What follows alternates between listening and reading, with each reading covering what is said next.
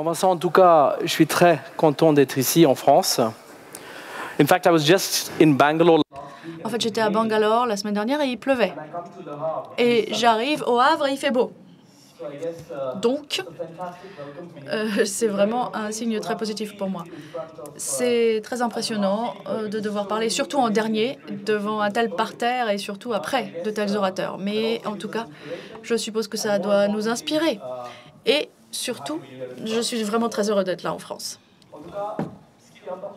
Je vous demande à prendre 10 secondes, à réfléchir, à fermer vos yeux et pensez ce que le mot « rural » vous dit dans un pays comme l'Inde.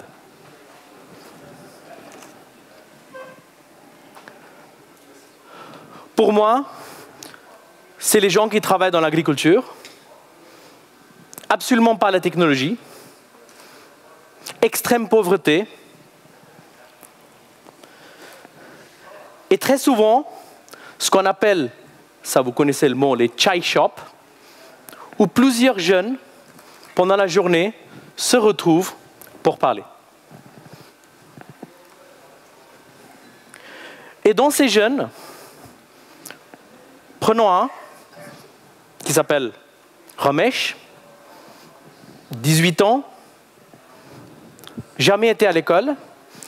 On ne parle même pas d'échec scolaire. Il n'a jamais eu l'opportunité d'aller à l'école. Il gagne 10 roupies par jour parce qu'il fait traire les vaches. Et finalement, sa vie tourne autour des vaches et le chai shop. Donc nous, on connaît Ramesh et on va vous montrer un petit vidéo de Ramesh, si on peut lancer la première vidéo.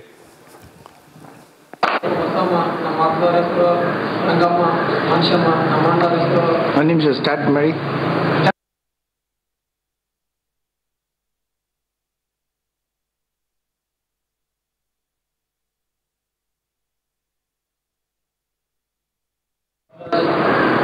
Rajkumar, Ramesh, Maslinga, Namprayesuru, Gangama, Gaurama, Namtamnesuru, Anamanta.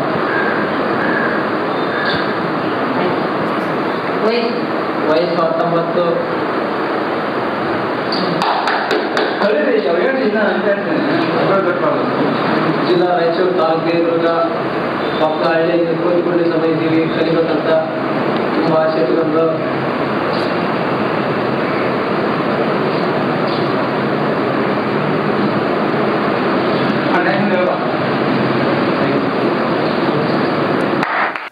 En fait, Ramesh a été posé 3 questions différentes et chaque fois, il a parlé de nom de son père, nom de sa mère et le nom de ses 12 frères et sœurs. Et voilà, voilà ce qu'il savait dire. Et dans ma vie, en amont, en tant que consultant et exécutif dans une société multinationale, si on m'avait posé la question, est-ce que ce monsieur est employable? Moi j'aurais dit « no way ». Parce que dans tous les pays dans le monde, si on n'a pas au moins passé le bac, la première réponse c'est « ah non, il n'est pas employable. Ah, c'est pas possible. » Aucune opportunité pour lui. Et deuxièmement, tout un manque de dignité de la vie, parce qu'on lui a toujours dit que s'il ne passe pas le bac, il va être inutile. Et finalement, ce n'était pas la peine, il n'avait aucun espoir. J'aurais continué à croire ça, comme on disait tout à l'heure dans le débat, réussir par l'humiliation, éliminer par l'humiliation. Il n'a jamais vécu ça, il a toujours été perçu lui-même en étant inutile. J'ai gardé ça jusqu'à le moment où j'ai rencontré 3 personnes, Madan Padaki, Sunil Savara et Rajesh Bhatt, qui m'ont posé la question, oui, on parle d'éducation primaire, mais si en Inde, on a quand même un vrai problème des gens de 18 et 30 ans qui n'ont jamais été à l'école, qu'est-ce qu'on fait avec eux? N'oublions pas que l'Inde a quand même moitié de sa population qui a moins de 30 ans.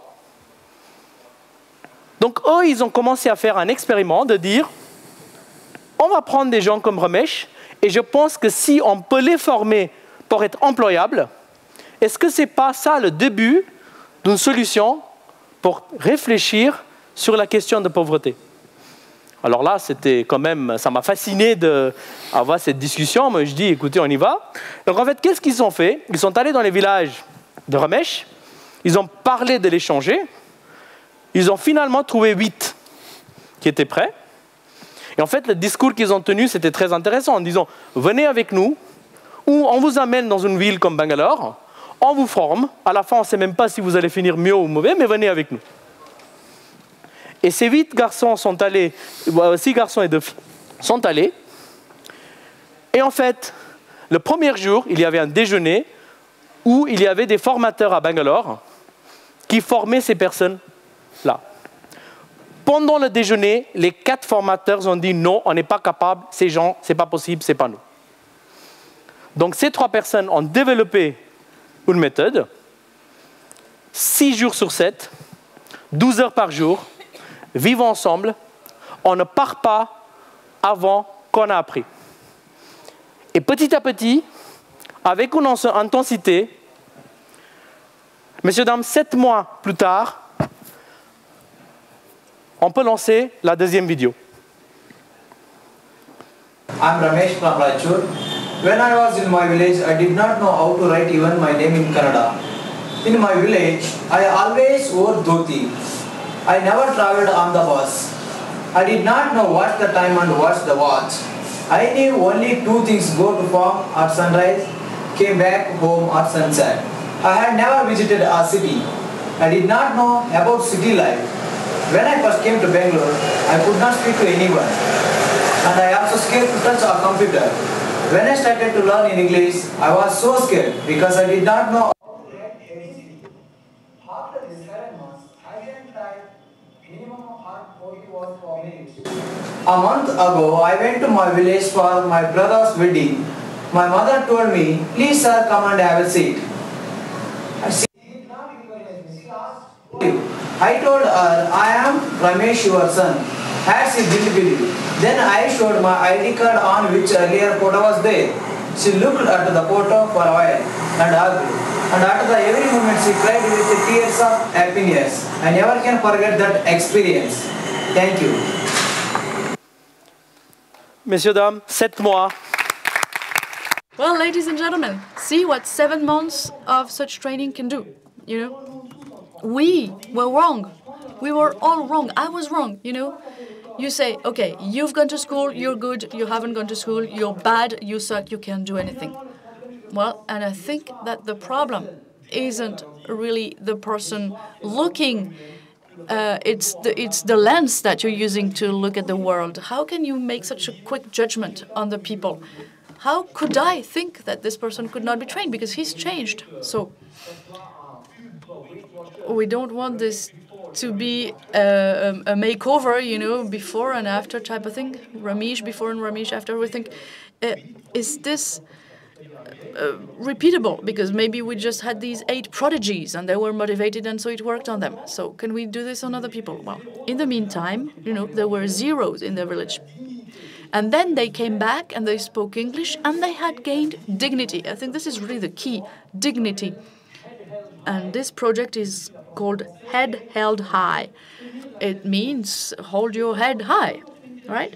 And when you give the opportunity to people with no education and you say to them, okay, you can do this, there is no failure, you've got to do this step by step, and you need to have the desire to succeed. So after that, there were another 120 young people who were trained.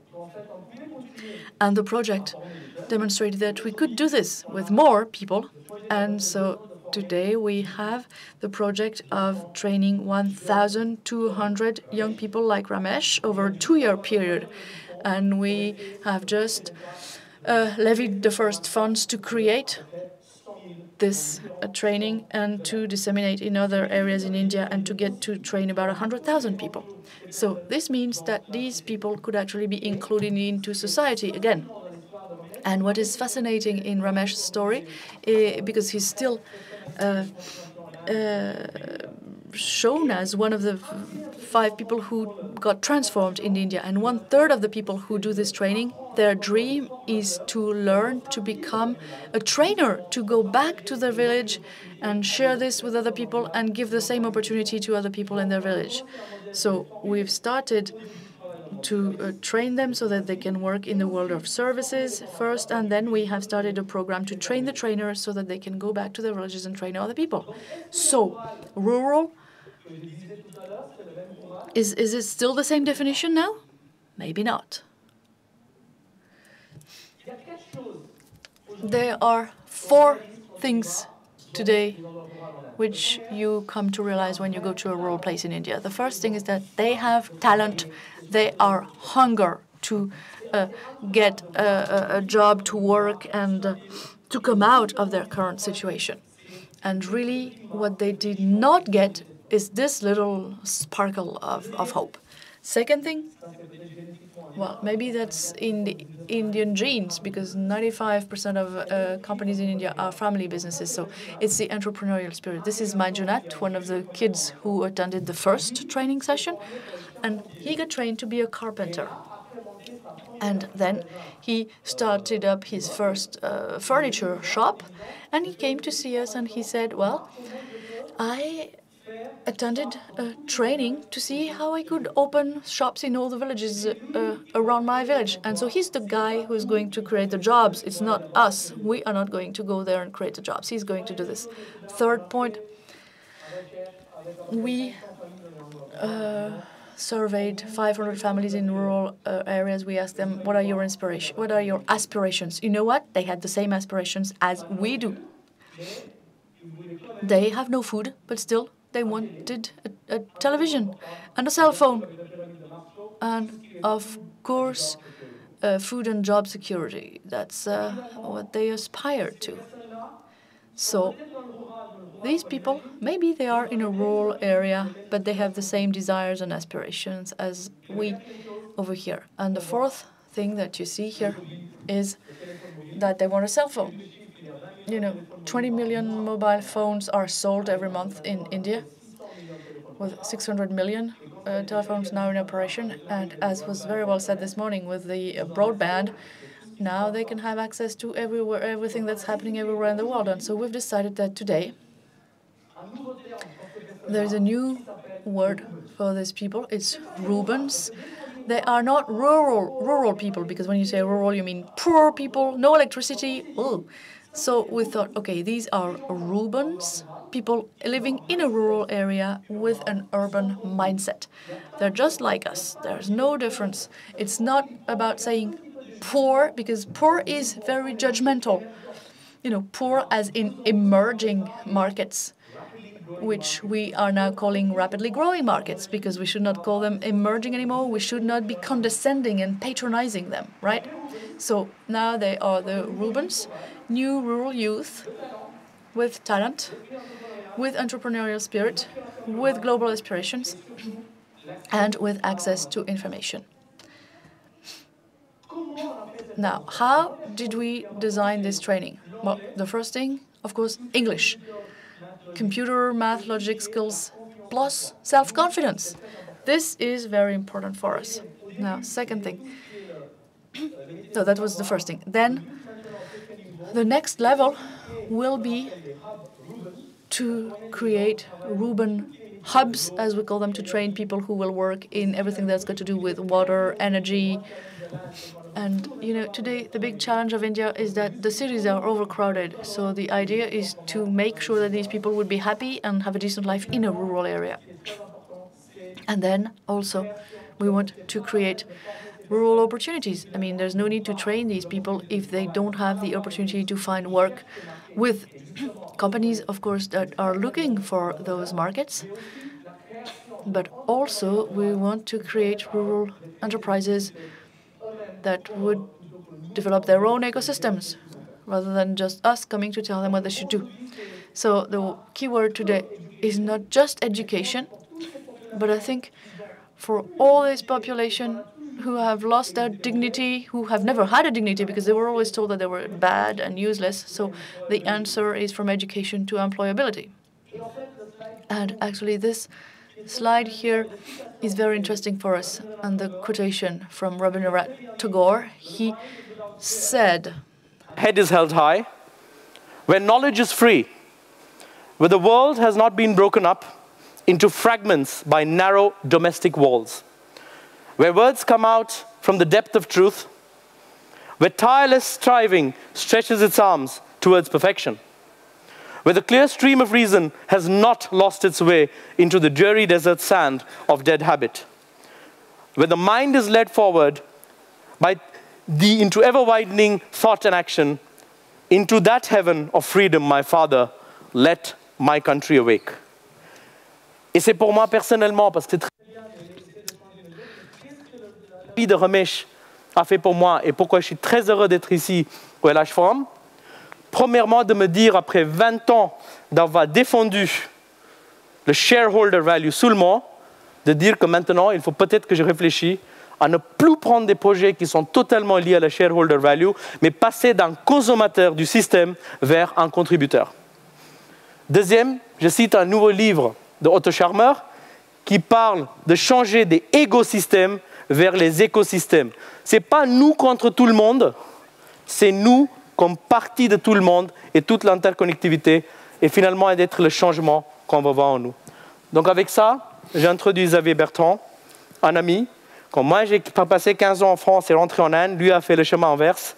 Ça peut être intéressant d'avoir son avis sur ce sujet. Merci beaucoup.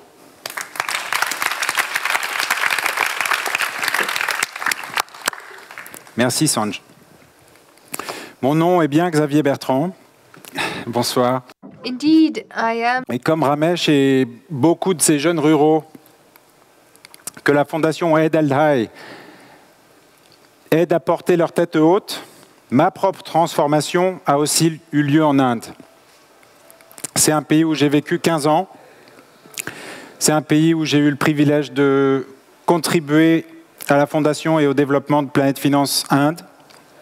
Et c'est un pays où j'ai rencontré Sanjeev alors que nos chemins se sont croisés. Et il y a un an, j'ai décidé de rentrer dans mon pays, la France, pour moi aussi devenir entrepreneur et contribuer à mon pays et au-delà, en accompagnant les organisations à remettre le sens au cœur de ce qu'elles font. D'où le nom que j'ai donné à cette entreprise qui s'appelle Nayanam en sanskrit et qui promeut une nouvelle sorte de leadership et de vision. Alors ce qui m'intéresse aujourd'hui, en prenant la parole après Sanjeev, c'est qu'est-ce que nous, qui sommes ici, en Europe, pouvons apprendre pour transformer l'école et changer le monde de l'expérience de Ramesh et de tous ses enfants. La première chose qui me semble vraiment fondamentale et qui a été dite à de nombreuses reprises aujourd'hui, c'est que nous avons besoin de reconnaître qu'il s'agit vraiment d'un changement de conscience profond que nous avons aussi à faire pour transformer l'école et changer le monde.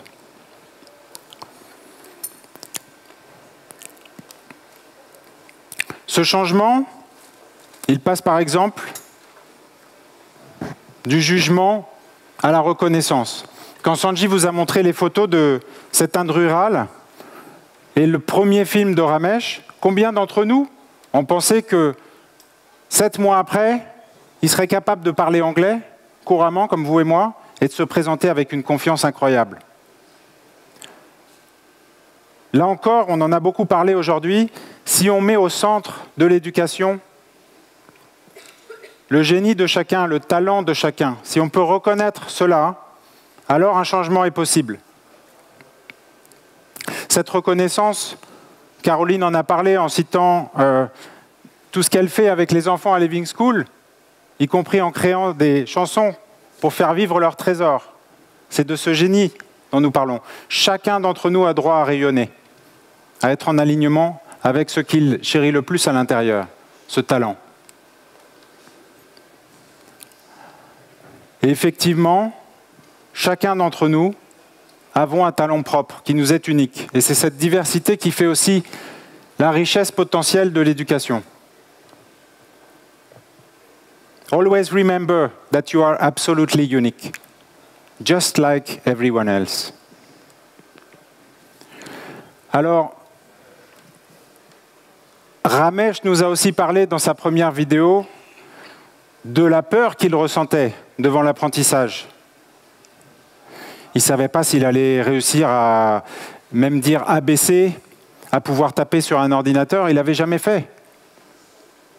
Et qu'est-ce qui lui a permis justement de vivre une telle transformation? C'est la reconnaissance dont il a pu bénéficier et qui a permis de développer sa confiance et d'être inspiré. Et de la même façon, je voudrais partager avec vous une très belle citation qui est souvent attribuée à Nelson Mandela, puisqu'il a cité dans son speech présidentiel, mais qui en fait est liée à Marianne Williamson. Our deepest fear is not that we are inadequate. Our deepest fear is that we are powerful beyond measure. It is our light, not our darkness, that most frightens us. We ask ourselves, who am I to be brilliant, talented? Actually, who are we not to be? Our playing small does not serve the world. We are all meant to shine, as children do. Alors si on peut redonner par la reconnaissance et la confiance cette inspiration aux enfants, oui, j'en suis convaincu, on arrivera à transformer l'école pour changer le monde. Nous avons besoin de changer de paradigme, et notamment de changer de paradigme dans la façon dont nous concevons la réussite. Pour passer d'une réussite individuelle, matérielle, que la société qui nous entoure prône allègrement, à un paradigme de réussite qui corresponde à un succès global. Ce succès global, ce n'est pas seulement le succès de l'individu, c'est aussi le succès qui bénéficie à chacun et qui permet à chacun de contribuer à sa juste valeur par ce qu'il a de meilleur à donner. Ramesh nous prouve que c'est possible. Aujourd'hui, comme Sanjeev l'a dit, il fait partie de 5 jeunes ruraux qui ont eu la reconnaissance de la télévision nationale en Inde pour devenir des ambassadeurs dans toute l'Inde de ce programme de formation. Donc on pourrait imaginer de nouvelles écoles où les enfants seraient incités non pas à réfléchir à qu'est-ce que je peux gagner de ma formation, qu'est-ce que je peux gagner de mes relations avec les autres, mais comment je peux contribuer, comment je peux donner, qu'ai-je de meilleur à offrir. Et si cette inspiration et ce rayonnement se développent chez ces enfants, alors c'est sûr, le succès et la réussite seront au rendez-vous. Rappelons-nous ce que disait Albert Schweitzer. Success is not the key to happiness. Happiness is the key to success. If you love what you are doing, you will be successful.